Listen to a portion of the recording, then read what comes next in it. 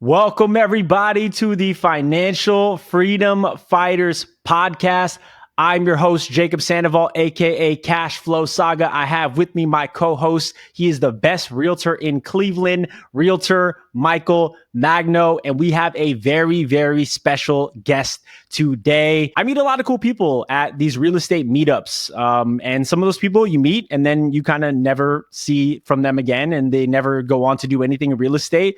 And then some people you meet and they become friends, and they make a lot of moves in the real estate space. And this person is the latter. He's a good friend of mine now. He has done a lot in the real estate space since he went to his first meetup. I'm very excited to dive into his story today. He is a man of many talents. Welcome, everybody, to the podcast, Lorenzo Mercado. Lorenzo, say what's up to the people. What's up, everyone? Thanks for tuning in. And thank you, Jacob, for that amazing intro. That's the best one I've ever heard. So appreciate it. Of course, man. Of course. Excited to dive into your story today. Obviously, let's just hop in and let's tell the listeners a little bit about your story. Let's go, obviously, pre-real estate first. What was your life like before real estate? And, what kind of drove you to real estate in the first place? Yeah. So my name is Lorenzo Mercado. Like Jacob said, I'm 31 years old. And I was born and raised in Fairfield, California, which is about an hour northeast of San Francisco. And I've been in Santa Clara for the past 10 years, where I've worked as a pediatric RN at Stanford Children's Hospital. It's been an amazing job. I love my job. It has a lot of flexibility. What got me into real estate, funny enough, was actually, I didn't really ever go with the intention of getting into real estate. So like a couple years ago, I started reading books about just like how to be better with my finances, because for a long time, I was not the best with it. I was honestly living like paycheck to paycheck because my nursing job was my first job. And so going from no money to like a couple $1,000s every couple of weeks was like crazy to me. And so honestly, graduating college at like 21 years old, all I knew was like, oh shit, this is awesome. I'm gonna blow my money. So honestly, for the past like 8 years, all I did was just go to music festivals, party it up. And things started to change when I met my fiance. And so that was in 2018. And so at that time, obviously I knew things had to change because I knew I was going to eventually propose. And so I was like, I can't be living paycheck to paycheck anymore. And so the first book I ever read was Simple Path to Wealth. And that was like very eye-opening for me. And then from there was Rich Dad Poor Dad, which is like obviously every real estate investor's Bible.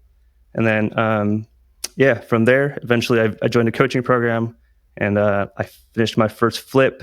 I sold that 2 months ago, and I also got my real estate license. So juggling lots of different things, but that's kind of like the bird's eye view. Yeah, absolutely. No, so we're going to dive a lot deeper into the story today, but I want to talk about a couple of very important points here, which is, growing up in the Bay Area like myself, it's not very common to think about real estate. You just think that's like something that rich people do, right? And very similar to you, Lorenzo, I didn't have any money in college, and then graduating from college, I did the same thing, right? I didn't know how to manage my money, and it's not something that's like very common in our culture. Like we don't talk about money in Filipino culture, and it's just not something we're very good at, right? And so the fact that you, at your own point, with your fiance's help, said, hey, look, I need to get serious about that. Like, I want to commend you for that, because a lot of people don't even get to that point. They think about their finances as something that is so far off into the distant future that they do themselves a disservice. If you just make moves a lot sooner, real estate, investing, and I like that you read The Simple Path to Wealth. It's a great book, right? I think everybody should read that book. If you just make the moves a lot sooner, the most powerful thing you can do is just give yourself the time. And that's why I try to talk to anybody in their early 20s, if they'll listen, and most won't, because they're in the phase that you and I, Lorenzo, were in, of just partying and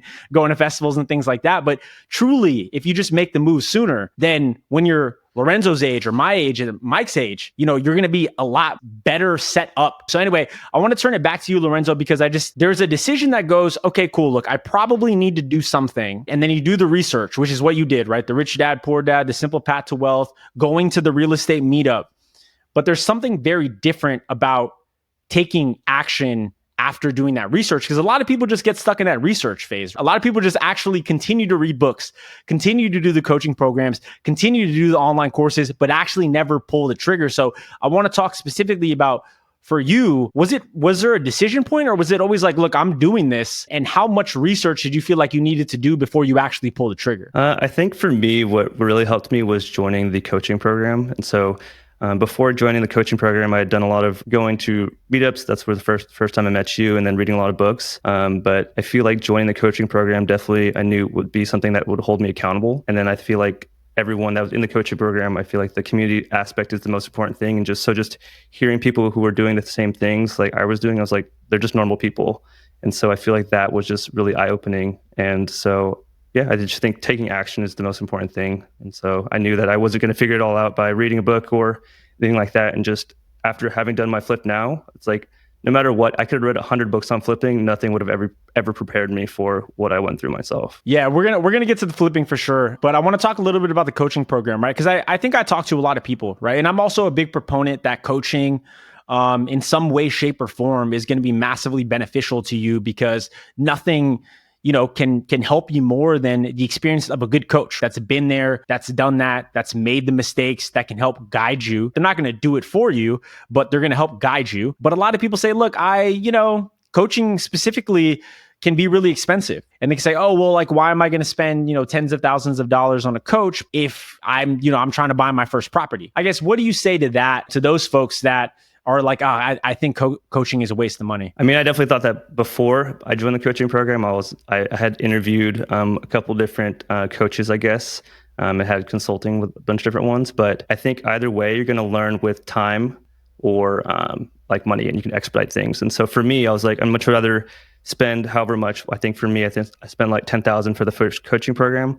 I was like, I'd much rather join that program and expedite all these lessons and time and all that stuff, and cut my learning from maybe 5 years to like 1 or 2 years. And to me, especially now as I get older, time is the most valuable asset, right? And so, yeah, I think that was the biggest thing for me. No, absolutely. I love that you said that, right? You're either going to pay with your time, or you're either going to pay with your money.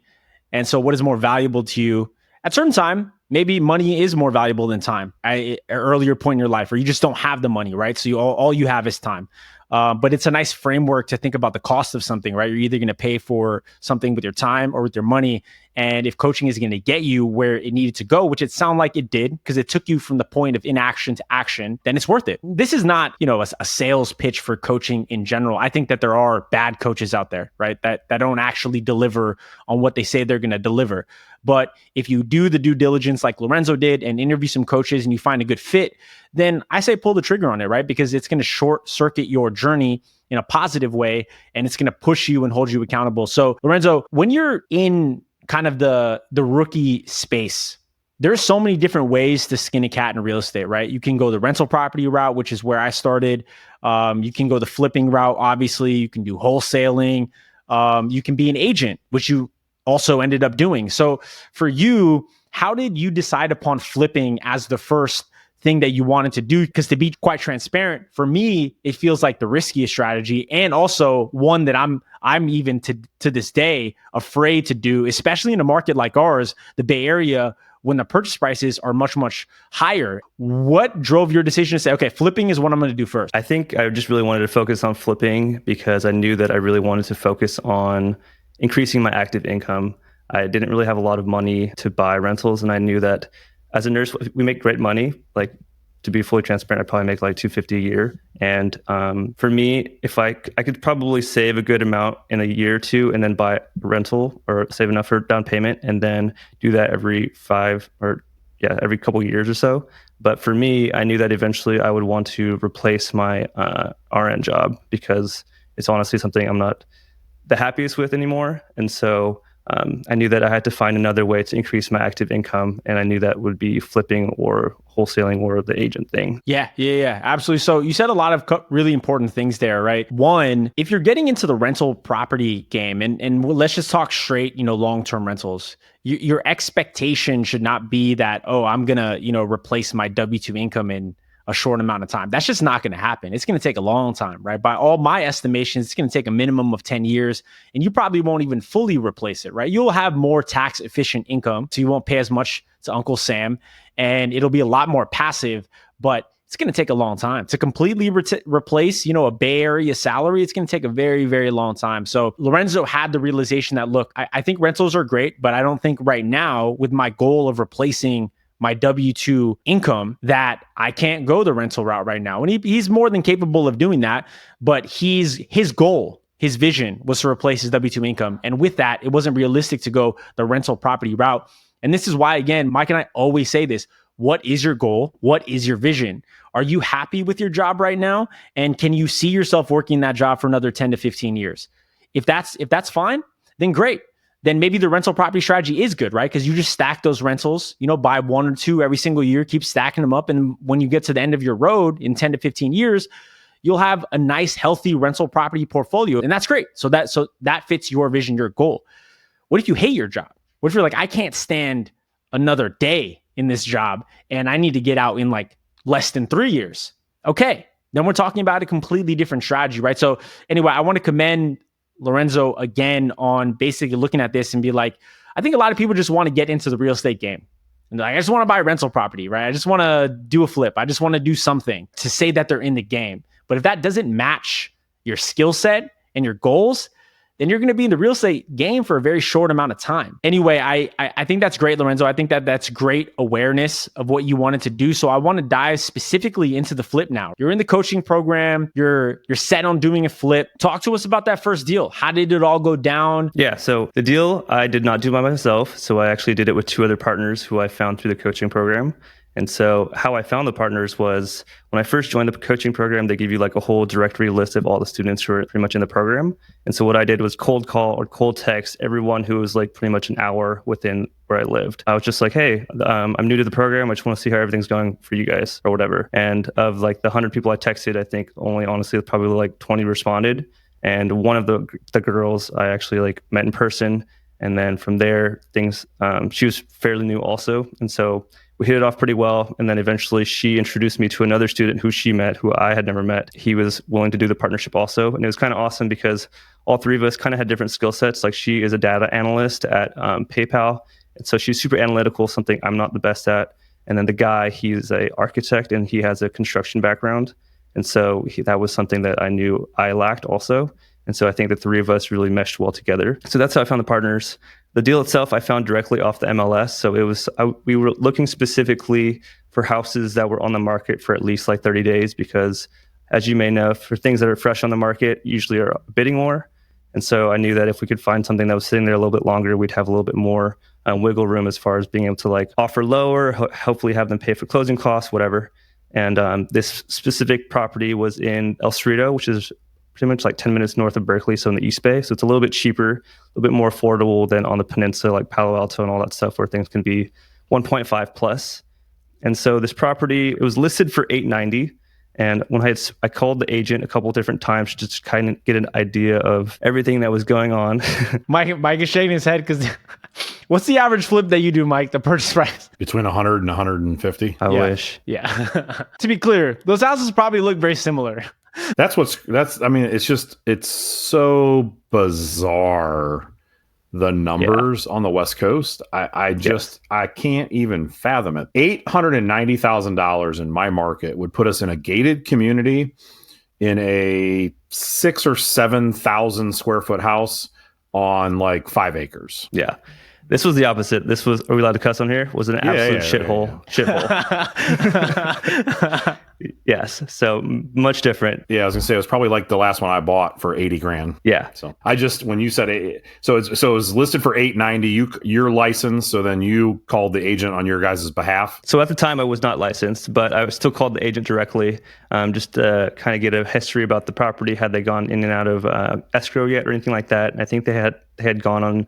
Or had gotten 2 offers, I should say, but they kind of fell through. And so eventually we were able to get the property for $810, so 80 grand less than the listing price. Hard money, I assume? Yeah, so we used Kiabi. I used a mortgage broker and they linked us with Kiabi. Can we, just for the listeners, Lorenzo, can you explain what hard money is? Yeah, so hard money is just a kind of construction or bridge loan that they do. And so a lot of these lenders they close really fast. And so typical, I guess, lenders like say like Wells Fargo or whatever, they would even lend on these properties that need significant amount of work. And so these hard money lenders will essentially tie the construction costs into your total loan. And usually it's like, say, 70% of the total ARV or after repair value of the whole property. And then they will usually finance 100% of the construction loans. They can usually close in ours was closed in 10 days, which is extremely fast compared to traditional financing. That's fast for hard money too. Yeah, especially for my first one. So I had a really good experience with Kiavi. So I get the property for 810, and then we pretty much said the ARV is going to be around 1.2 to 1.3. This was in August when we bought the house of 2023. And so, yeah, we closed and then we started everything right away. Yeah, so we did demo for about a couple months, and then it was like October, and then we got red tagged, which is another bad thing. I guess going back to the planning, we projected this would be about like 6 months to do everything. And construction, we budgeted for about 180 to 200 for the construction cost. And yeah, we're hoping to shoot for a profit about like 100 to 150,000. So I'm just going to run through some of the numbers just for some of the listeners here. Lorenzo and partners purchased it for listed at 890, got it under contract at 810. ARV or after repair value was estimated to be 1.2 to 1.3. How did you get that? You were just looking at, recent sales comps, things like that, to get that 1.2, 1.3? Yeah, so I was looking at things that had sold in the neighborhood within about like half a mile in the last 3 months, up to 6 months if there was nothing. And obviously it's got to be like for like, so it can't be a 2-story to a 1-story.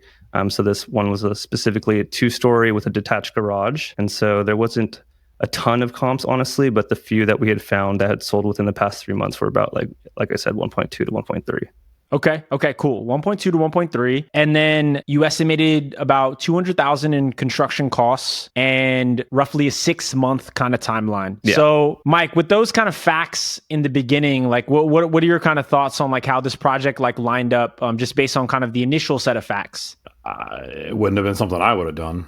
Really? Well, why? Because so people have to look at, people out there are thinking, oh, 150,000 in profit. That's great. But that's a ton of risk and exposure for that result, because you guys spent 810, right? So you had to put, how much did you guys have to put down, Lorenzo? 20, 30%? 15%.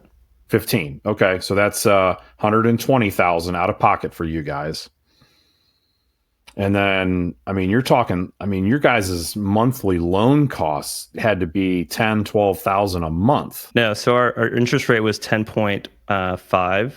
Okay. And so our interest, and you guys borrowed what, about 900? We borrowed, our loan was 8 something. Yeah. Yeah. No, but our mortgage, each month was about like 6,000 to 7,000 initially before we did our draws. Yeah. Interest only. Yeah. It's just, I don't know.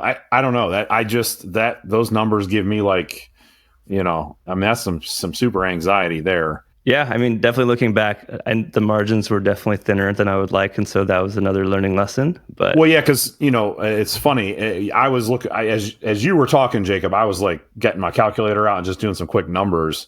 And me, I like to work off of a 30% margin, which I know is maybe not possible in the Bay Area or in California because it's such much larger numbers. But just based off of 1.25 million as the ARV, as soon as I hit 70%, it was only $840,000.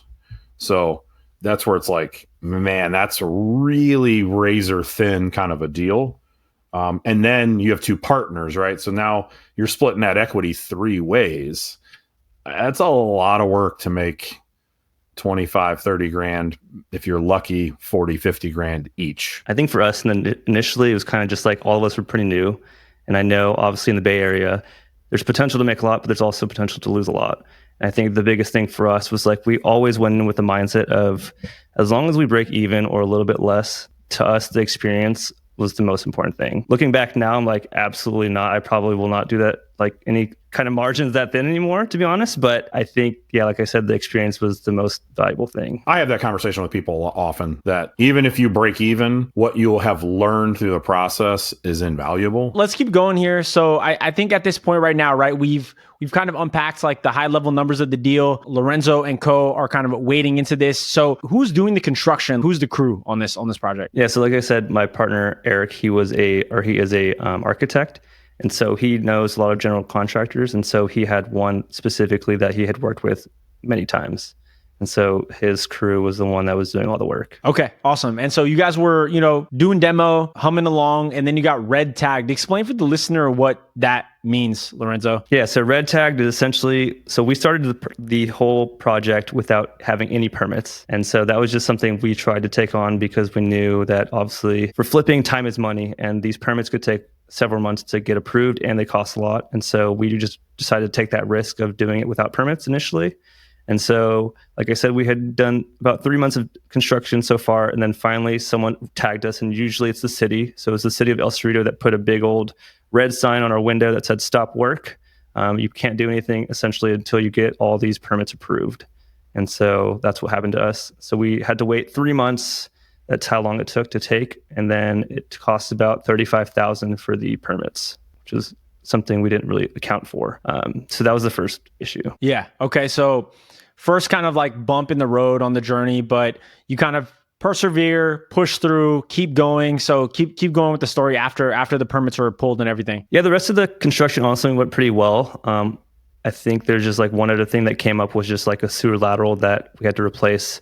But other than that, the rest of the construction honestly went smooth.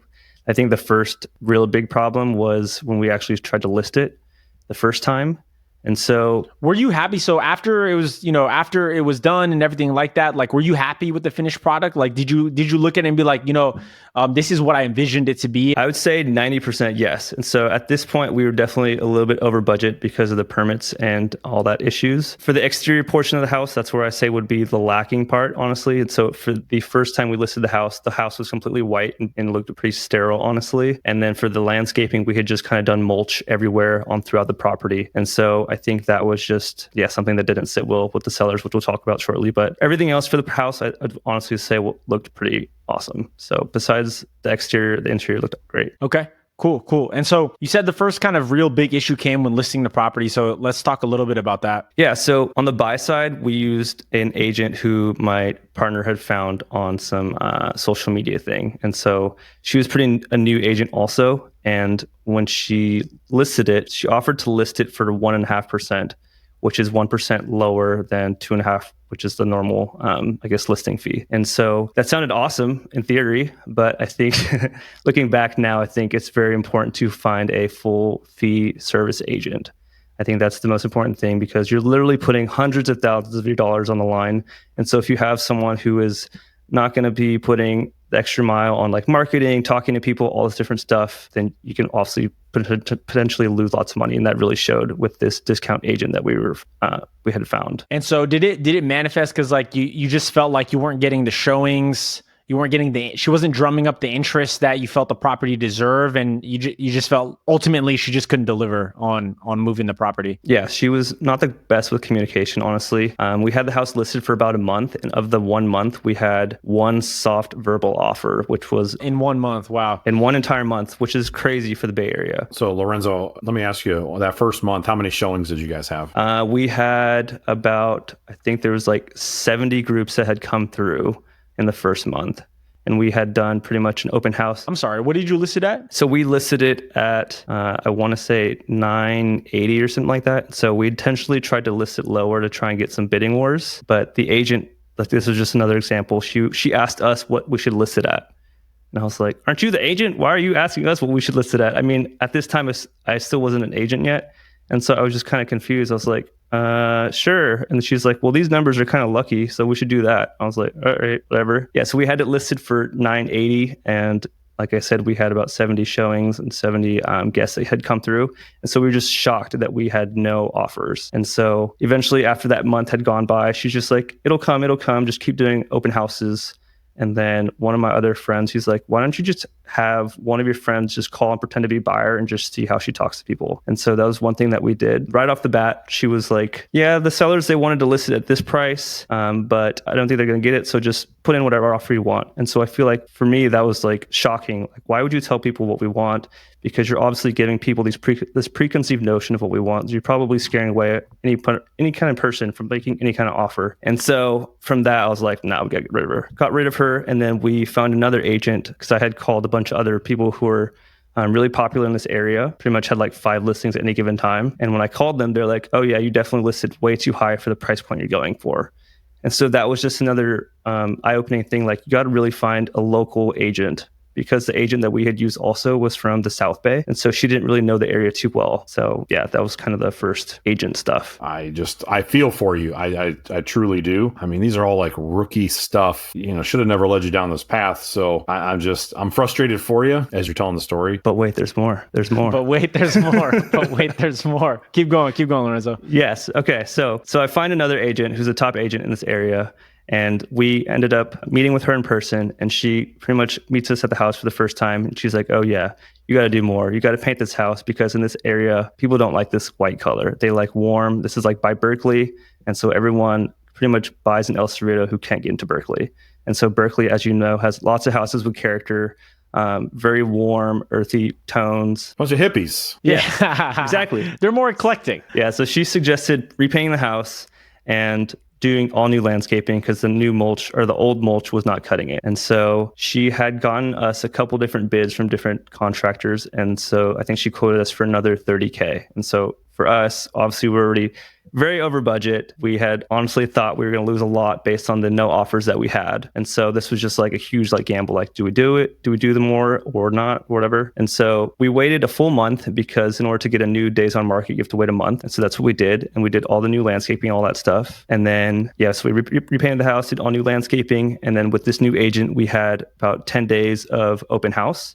And then from there, we got 10 offers. And then we pretty much accepted one for 1.4, which was amazing. So we were all super excited. And then eventually, there's more. We go into escrow. And then in escrow, we found out that the new title company, they found a title issue. And so our property pretty much had two different parcels, I should say. And the woman who sold it to us only had the rights to sell one, because she was a trustee in a trust. And her mom, who pretty much conveyed it to her in the 90s, had only recorded one parcel. And so now the buyer obviously backed out, because they're like taking on this huge risk, because they're only going to buy like half the property. So who owns the other half? Who owns the other half? The mom who had passed away. Oh, Lord. Yeah. So it was crazy, because obviously the initial title company that we used did not catch this. And so we tried to go after them. But did you have title insurance from the transaction where you obviously purchased it? Yeah. So I had title insurance, but that only covered the one parcel. And so I pretty much had to open a new title insurance claim. But they said that pretty much the best bet was to go with the buyer, because the buyer would then obviously take on everything and go through the probate process. But the title company initially said that they would insure that whole thing for the new buyer. But for us, this was August. Our hard money loan was due September. Everything was pretty much due September. And so for us, that was the best case, was just to honestly take the loss that they offered, because they initially offered 1.4, and they said they would take 1.25 as kind of like the offset for the risk. And so for us, I think that was the best option at that time, because I didn't want to try and worry about refinancing if we even could. And then who knows how the market would be whenever we tried to sell this house, because they said the process could take 6 to 12 months for the probate process. And my agent, who was an agent for about 20 years, said this is like the second time she'd seen this in 20 years. So it's just like a very unlucky situation, honestly. But yeah, it's crazy. Man, so you go from 1.4 to 1.25, obviously like knocking down your guys' profit. So you get done with the transaction. At the end of the day, what is kind of like the net impact to you and your partners when everything was totaled up, when you ran all the final numbers? What was it kind of net at the end? Yeah, so we each lost $20,000. So all in, you guys ended up at 1.31 million? Yes. Wow. But you guys would have been up. Yes. If this went through. Yes. So it was like literally this title thing, and it could have been, a more positive, obviously, story if this title fucking issue didn't screw you guys at the freaking finish line. Yes. So I just want to, I've got a bunch of notes here. So yes, we bought it for $810. Our original construction budget was $2. Yes. Where did the construction budget end up? Ended up being at like $300. Okay. That makes a lot more sense. Wow. That is, that's incredible. That's incredible. Yeah. Yeah. It was definitely crazy. And then, so there's just many times throughout this whole listing process. It's pretty much 3 or 4 months where I was just like stressed the fuck out, honestly. And so the initial listing, we only got that one soft offer at $1 million. And at this point, obviously our break even was like 1.25. And so I was like, damn, we're about to lose like 100,000 each. And then to go from that to like, now, oh shit, we're about to make 1.4. And then now we're about to have to go through like litigation and all this stuff. It's just like a roller coaster of emotions, honestly. But I think for everything that panned out, I was definitely happy with, I guess, my mentality at the end, because I was just like, at this point, I was just ready to move on. And I think that some other people could have easily been like, no, let's go after the people with litigation and lawyers and all that stuff. But for me, it was like weighing the opportunity cost of this. Like, it was more than just the money at this point. It was like a mental well-being. It's like, if I do the litigation and stuff like that, like I would not be able to focus on anything else, like mentally wise. And then obviously those attorney fees would be tens of thousands, if not $100,000. And so I think for me, it's just like knowing when to just cut your losses. Honestly, I'm blown away by this story. I'd seen you talk about it on social and everything like that. So I was familiar with kind of the end results of it, but to go really in depth at the twists and the turns and the highs and the lows, I'm kind of blown away. And one, I want to commend you on the transparency. It's not very easy to talk about losses. No one really talks about losses in the real estate space. And if you are a real estate investor that's been doing this for any amount of time, you have losses. You have taken licks and you have gotten kicked in the gut a bunch of times. So, I mean, like the real estate space it's not pretty, right? So I just want to commend you on showing the ugly side of real estate because it's not easy to do and not many people do it. But I know for a fact that you talking about this so openly is going to reach the right person or the right people. And because of your story, people are going to be more conservative when they're running numbers for a flip that they're attempting to do, or they're going to take a little bit more precaution when they're kind of wading into this space. And so you are doing a great service to people by being open, by talking about this. And I want to commend you on that. But I also want to commend you on one, you're never going to get anywhere in life if all you're worried about is, the downside. If all you're worried about is the risk, right? You can get scared into just having an incredibly passive life where you just never pulled the trigger. That's the risk that people don't talk about as well. Where it's like, oh, well, what if the flip fails? Or what if that rental property actually doesn't make any money? Or what if, people don't freaking Airbnb anymore? And it's like, well, what if you just freaking don't do anything? Yeah. And then I'm just at my desk for another 30 years. And I'm like, oh, well, I wonder what would happen if I did that flip or if I did that Airbnb, if I did that rental property, right? No one talks about that. In my opinion, that's the thing that scares me the most, right? So you didn't listen to that side because that side is always there. It's always there. You have to fight that every day. It's so easy, right? The inertia of just not doing anything. It's so easy to just sit back in the chair, to be the RN, to be the data analyst, to just be like, look, I'm just not going to do anything. You know what I mean? I'm going to watch Netflix. I'm going to sit here. I'm not going to risk my money. You didn't listen to that. So I want to commend you on that as well. And it's the willingness to get in the arena. That's why you're going to be successful. It was never the first flip. It's never the first rental property. It's never the first thing that you do. Most of the time, those deals are going to be bad. My first rental property, not a great deal. Talk about it all the time. Like, it's actually a terrible deal. But it's because of the first property that I did the second, and that I did the third, and then I did the fourth. It's like, it's because you do it. That's why you actually get the momentum. So I know it didn't go the way you wanted it, Lorenzo, but I know that with how much you've reflected and grown from this process, that this is just one small bump in a very, very long and prosperous journey. So I want to thank you for sharing that. Now that we kind of closed the chapter on that flip, Lorenzo, and you like reflected on that and everything, how did you gather from there? And like, I know you went to get your real estate license. Where was your head at after you kind of closed the chapter on all this? And what was the next move that you wanted to make in the real estate space? Yeah, so I got my real estate license because I knew that the real estate investing was something I wanted to do. And so obviously I just wanted to have that be just like another thing to help with the investing more so than anything. After the flip, I was definitely a lot more, I guess, cautious now of obviously all the deals that I'm looking at. I think initially for the first one, I was like, I just want to do one. And I think for now, I'm like, I'm not in no rush. Like, I still want to do it. I'm still looking at deals all the time, but I'm a lot more conservative with my numbers. And now, obviously, I want to go a lot more direct to seller. And so this one that I found initially was on MLS, which is available on Redfin and Zillow and all that stuff for all the listeners. But now I really want to try and honestly figure out wholesaling also, because as a wholesaler, obviously, you can cherry pick your deals and it's a lot less risk and it's more scalable than flipping. And so I think having the agent also is just another thing that I can use under my tool belt to help sellers. And so now I want to be deemed as just like a real estate professional and just like help people. So whether they want to list it, whether they want to sell it off market as a wholesale. So yeah, that's my kind of focus now, is to kind of figure out direct to seller stuff. Yeah. So talk to us a little bit more about that. And for the listener, right, tell us a little bit more about the direct to seller strategy and, what you're hoping to kind of gain from that. and why you're doing that, if for the listener who's not very familiar with that strategy. Yeah, so direct to seller wholesaling is essentially finding properties. It's usually distressed sellers, whether it's pre-foreclosure, probate, people who just want to sell, who may not want to go through the whole like hassle of listing a house like on market. Maybe they don't want to do like all the repairs or have all the people come into their houses, or they don't want to get rid of all their stuff that they have. And maybe they just want to close really quickly because they just had a death in the family or whatever. And so for me, right now, my focus is just cold calling and texting people. And so I've been pulling lists. There's different softwares you can use. The one I've been using is called Kind Skip Tracing.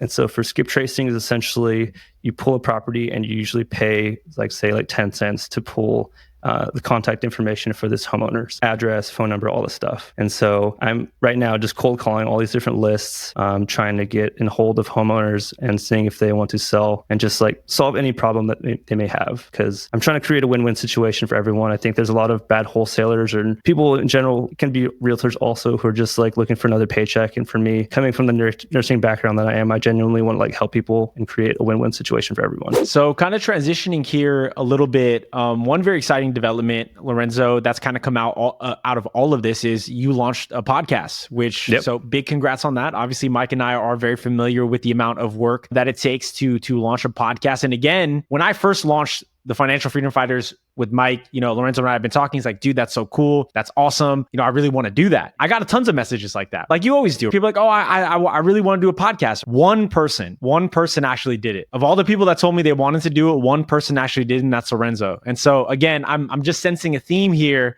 Lorenzo, that you just have a bias reaction that I really, really respect. And so I want you to talk about the pod. I want you to talk about how it's going. And yeah, just tell us all about it. Yeah. So my podcast is called The Lowdown. It's on Apple, Spotify, and YouTube.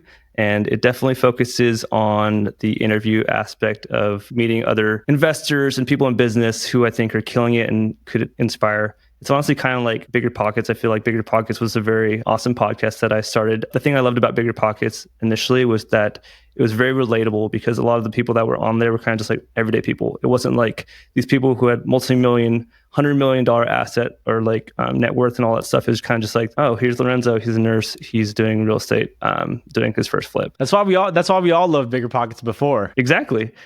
So I kind of want to do my own Bay Area version. And so I've done about 6 or 7 episodes now. The first one was solo, and the rest of them have been interviewing other guests who have done like short-term rentals, commercial real estate, other things like that. So yeah, very excited. Love it, man. Love it. Well, I'm going to be a guest on this in a couple of weeks. And so I'll try to bring some value to your audience. I'm very, very excited about that. So we're kind of rounding up on time, man. I want to get you out of here. I want to be respectful of your time, but I always do like to kind of end with a very similar question, which is, if you're talking to somebody that is on the sidelines right now, they know real estate's a great idea. They know they want to kind of jump into the space, but they just can't get over the hump there. Like, what would your advice be to that person, Lorenzo? I think just go and try and build relationships with people who have done it, whether it's through meetups or join a coaching program. I think that having a mentor or anyone who's kind of just like even just one step ahead of you, it doesn't have to be like 50 steps, 100 steps, whatever. I think just